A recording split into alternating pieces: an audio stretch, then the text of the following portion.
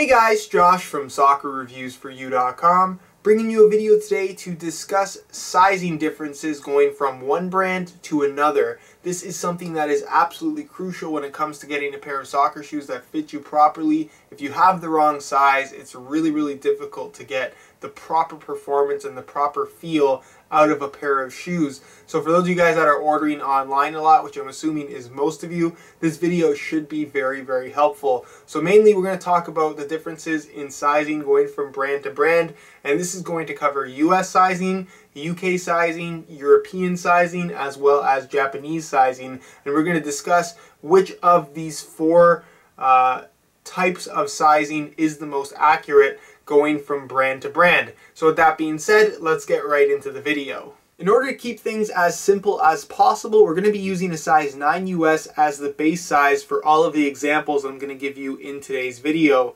Now, the best way to compare the sizing going from one brand to another is to compare Nike sizing to Adidas sizing. And that's not because these are the two biggest brands, the two biggest rivals, if you will, but it's simply because the way Nike sizes their shoes, at least in terms of soccer cleats, is about the same as 90% of the companies out there, whereas the way Adidas sizes their cleats is a little bit different, similar to a brand like Diadora, and that's really where there is a lot of confusion as far as the market is concerned when it comes to overall sizing. So using Nike as an example to start things off, this is more or less what I consider the standard, and like I said, not necessarily just what Nike uses, but what 90% of the soccer cleat makers out there are using when it comes to overall sizing. So a size 9 US in Nike is the equivalent of an 8 UK, so you can tell that there is a one size difference going from US sizing to UK sizing. They are exactly the same size, just a different type of measurement, if you will.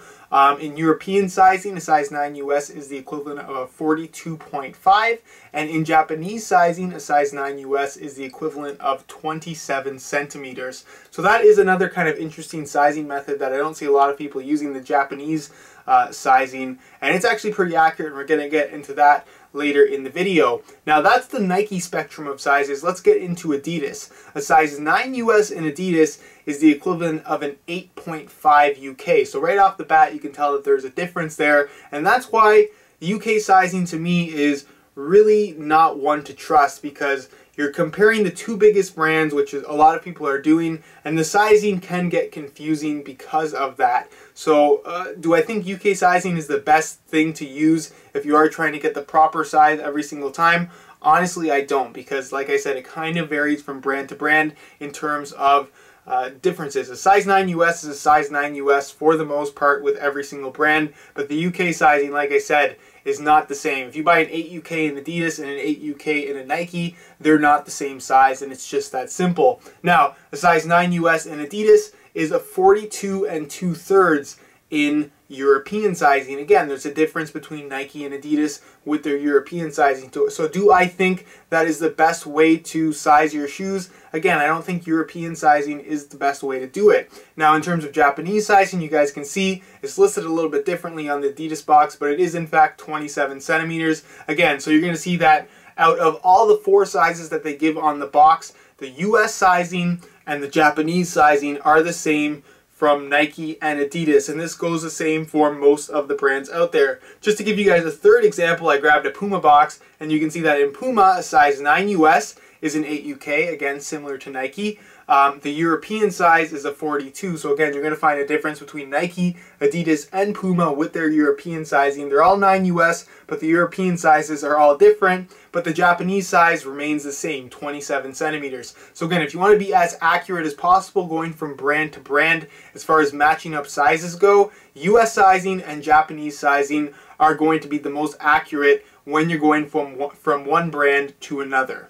I realize that was perhaps a little bit confusing, and if you need to rewatch that part of the video, I definitely suggest doing so. But basically what I'm getting at here is that not all international sizing methods are equivalent. US sizing as well as Japanese sizing seems to be the most accurate when you're going from brand to brand if you're trying to get the same size every time, Whereas UK sizing, if you buy a Nike shoe in an 8 UK and an Adidas shoe in an 8 UK, while they're technically both 8 UK, the difference is half a size because the sizing conversion just doesn't work out the same. So that's really what I'm trying to get across in this video, and hopefully this does help you out if you're somebody that's trying to order a pair of shoes internationally, perhaps not in a sizing method that you're personally familiar with. And like I said, this video is designed to help you out with that, especially if you are ordering online, because it can get a little bit tricky. Now keep in mind that none of these sizing charts, none of these sizing methods take into consideration how the shoes actually fit. And this is where, again,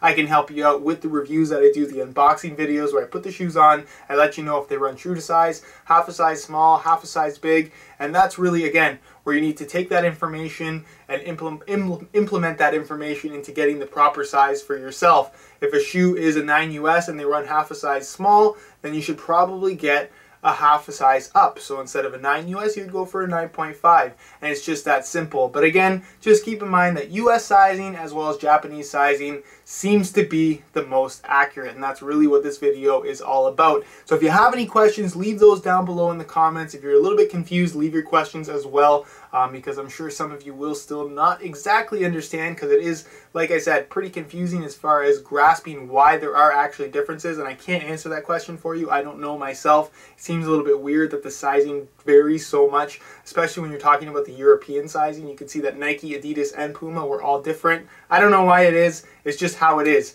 But that's really why you can't trust it. So again, leave your questions down below in the comment section. If you enjoyed today's video and found it helpful, be sure to support it with a like. Subscribe if you haven't already for daily videos on all the latest and greatest soccer gear. You can find all of my social media information down below in the description as well. And other than that, guys, hope you enjoyed today's video. As always, thanks for watching.